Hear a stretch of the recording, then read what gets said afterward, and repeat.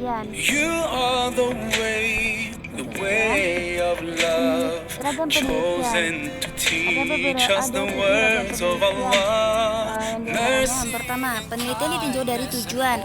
Terbagi 3, yakni penelitian eksplorasi, yang dimana ia menggali sebuah topik baru dengan tujuan memperoleh informasi mengenai permasalahan atau keadaan itu. Kedua, penelitian deskriptif, menggambarkan suatu fenomena sosial. Meskipun ada informasi mengenai masalah atau keadaan tertentu belum cukup terperinci. Seseorang mungkin tertarik untuk adakan penelitian yang lebih merinci dengan informasi yang tersedia. Yang ketiga, penelitian analitis atau eksplanasi, yang dimana ia menjelaskan mengapa sesuatu itu terjadi. Why? Penelitian cakup analisis hubungan sebab akibat antar faktor yang hendak dipelajari. Analisis dapat didasarkan pada hipotesis yang telah dirumuskan. Yang kedua, penelitian ditinjau dari manfaat. Terbagi 2, penelitian dasar murni, basic research, dan penelitian terapan. Penelitian dasar basic research atau penelitian dasar murni, yakni penelitian yang amat mendasar, mendukung atau mengkaji teori yang menjelaskan bagaimana dunia sosial. Penelitian yang mempunyai alasan intelektual dalam rangka pengembangan ilmu pengetahuan. Penelitian terapan, yakni mencoba menyelesaikan sebuah permasalahan. Teori bukan titik utama dipelajari. Analisis dapat didasarkan pada hipotesis yang telah dirumuskan. Perbedaan antara penelitian murni dengan penelitian terapan. Pada penelitian murni digunakan untuk kepuasan peneliti, sedangkan penelitian terapan untuk sponsor. Permasalahan dan subjek penelitian bebas dipilih oleh si peneliti, sedangkan pada penelitian terapan ditentukan oleh sponsor. Penelitian murni berdasarkan norma yang absolut, sedangkan penelitian terapan sponsor diberikan berdasarkan manfaat dari hasil penelitian. Fokus penelitian ditentukan oleh si peneliti pada penelitian murni, sedangkan terapan fokus pada kemampuan untuk mengeneralisir hasil penelitian. Tujuan utama dari penelitian murni yaitu menyumbang untuk teori dasar, sedangkan pada terapan untuk tujuan yang praktis. Keberhasilan dinilai ketika dimuat dalam jurnal atau berpengaruh pada komunitas ilmuwan untuk penelitian murni, sedangkan terapan keberhasilan dinilai ketika hasil penelitian dipakai oleh pihak sponsor. Yang ketiga, penelitian ditinjau dari rentang waktu. Ada cross-sectional research dan longitudinal research. Cross-sectional research adalah penelitian yang dilakukan dalam satu waktu tertentu. Penelitian ini hanya digunakan dalam waktu yang tertentu dan tidak akan dilakukan penelitian lain di waktu yang berbeda untuk diperbandingkan. Pada longitudinal research, penelitian jenis ini dilakukan antar waktu. Dengan demikian, setidaknya terdapat 2 kali penelitian yang dengan topik dan gejala yang sama, tetapi dilakukan dalam waktu yang berbeda.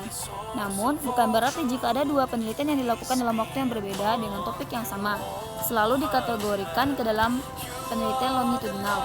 Tetapi ada kata kunci yang harus dipegang, yaitu adanya upaya perbandingan antara hasil penelitian. Penelitian terhadap sebagian dari gejala populasi pada satu waktu tertentu biasanya mudah dan murah, tetapi tidak dapat meliputi perubahan sosial secara luas. Penelitian terhadap suatu gejala sosial dalam jangka waktu tertentu yang dilakukan lebih dari 1 kali, lebih rumit dan lebih mahal. Penelitian ini lebih rumit dan lebih mahal tentunya. Tetapi efektif untuk melihat perubahan yang terjadi pada satu periode waktu yang panjang, dan informasi yang dihasilkan juga lebih banyak dan juga lebih kaya.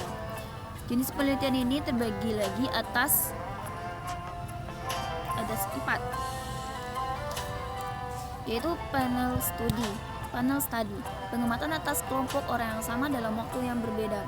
Time series, pengumpulan jenis informasi yang sama tentang perubahan gejala dari sekelompok orang dalam waktu yang berbeda, sehingga dapat dilihat ada tidaknya perubahan dalam kelompok itu. Short study, pengamatan atas perubahan gejala pada sejumlah responden dengan karakteristik yang sama yang dapat dilihat dari pengalaman hidup yang dimiliki. Keempat, case study, penekanan terhadap kasus-kasus tertentu selama satu rentang waktu yang terbatas. Data yang dikumpulkan dalam penelitian ini sangat rinci dan sangat variatif. Keempat, penelitian ditinjau dari teknik pengumpulan data. Yang pertama, experimental research, di mana subjek penelitian terbagi dalam 2 atau lebih kelompok.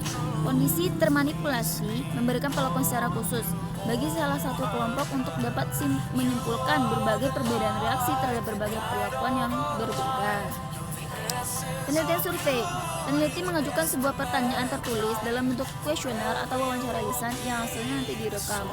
Data yang terkumpul dianalisis dalam bentuk presentasi, tabel dan grafik, yang dimana diperoleh gambaran tentang pemikiran subjek penelitian terkait dengan topik yang diajukan.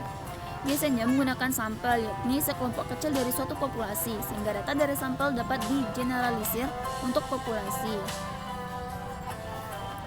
Ketiga, konten analisis. Peneliti mengumpulkan data dan informasi dari material bersifat simbolis, baik itu dari gambar, film, teks, dan lirik lagu. Peneliti sebelumnya mengidentifikasi dulu bentuk materi yang akan dianalisis, boleh itu sumber dari buku, majalah, sinetron, dan sebagainya. Lalu membuat sistem untuk merekam aspek-aspek penting di dalamnya. Hasil tersebut nanti ditampilkan hasil temuannya yang terukur dalam tabel atau grafik agar lebih mudah dan lebih mudah dipahami, lebih teratur dan lebih mudah dipahami. Keempat, extracting statistik. Peneliti menggunakan data statistik yang ada dan disusun kembali data itu dalam bentuk baru yang lebih sesuai untuk penelitiannya sendiri. Kelima, field research. Penelitian tidak mulai dari perumusan masalah, tetapi dari memilih kelompok masyarakat yang akan diteliti. Peneliti mengamati langsung subjek penelitian di lingkungan alamnya selama jangka waktu tertentu. Peneliti membuat catatan berkala berdasarkan kegiatan atau kejadian sehari-hari, sehingga peneliti memperoleh fokus penelitian. Keenam, historical comparative research. Peneliti mengumpulkan data yang jelas, data yang menjelaskan aspek-aspek kehidupan sosial dalam periode-periode yang berbeda atau bentuk-bentuk kebudayaan yang berbeda. Biasanya, peneliti menggabungkan teknik pengamatan, wawancara, dan dokumen statistik dalam penelitian historical comparative research. Yang kelima, berdasarkan bidang yang diteliti. Ada dua, penelitian sosial dan penelitian eksakta. Pada penelitian sosial, penelitian ini dilakukan secara khusus mengkaji bidang sosial seperti ekonomi, pendidikan, hukum, dan lainnya. Pada penelitian eksakta, dia meneliti khusus pada bidang eksakta, yang diantaranya kimia, fisika, dan lain-lain. Keenam, berdasarkan tempat penelitian, lapangan, perpustakaan, dan laboratorium. Pada penelitian lapangan, penelitian ini langsung dilakukan di lapangan tersebut. Pada penelitian kepustakaan, library research, penelitian dengan menggunakan sebuah literatur, baik berupa buku, catatan, maupun laporan hasil penelitian seperti jurnal. Penelitian laboratorium, laboratory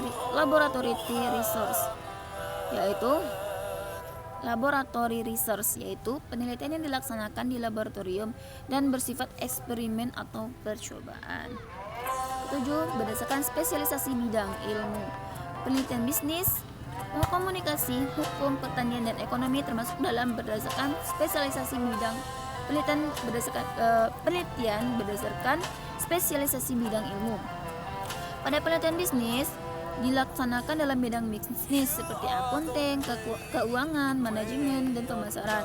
Pada penelitian komunikasi dilaksanakan dalam bidang komunikasi seperti komunikasi massa dan bisnis, kehumasan, dan periklanan.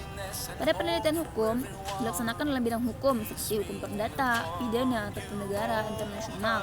Pada bidang pertanian atau penelitian pertanian dilaksanakan pada bidang pertanian tersebut seperti agribisnis, budidaya tanaman, hama tanaman, agronomi, dan juga ada perkebunan. Penelitian ekonomi ialah penelitian dilaksanakan dalam bidang ekonomi seperti ekonomi makro, mikro, dan pembangunan. Terima kasih telah berakhir penjelasan materi tentang jenis penelitian. Saya mohon maaf apabila ada kata-kata yang salah dan juga kekurangan dalam pembuatan video. Terima kasih kepada dosen mata kuliah Bapak Siska Effendi yang telah menugaskan untuk membuat video tugas dan juga menjadi sebuah pengalaman juga dalam pembuatan video. Semoga kedepannya pembuatan video ini lebih baik lagi untuk kegiatan-kegiatan yang lebih baik lagi dan bermanfaat tentunya bagi teman-teman. Terima kasih bagi teman-teman yang telah melihat dan juga jangan lupa memberikan like, komen, dan subscribe-nya. Berikan komen dan kritikan dan juga saran yang membangun tentunya untuk pembuatan video selanjutnya. Terima kasih. Assalamualaikum warahmatullahi wabarakatuh.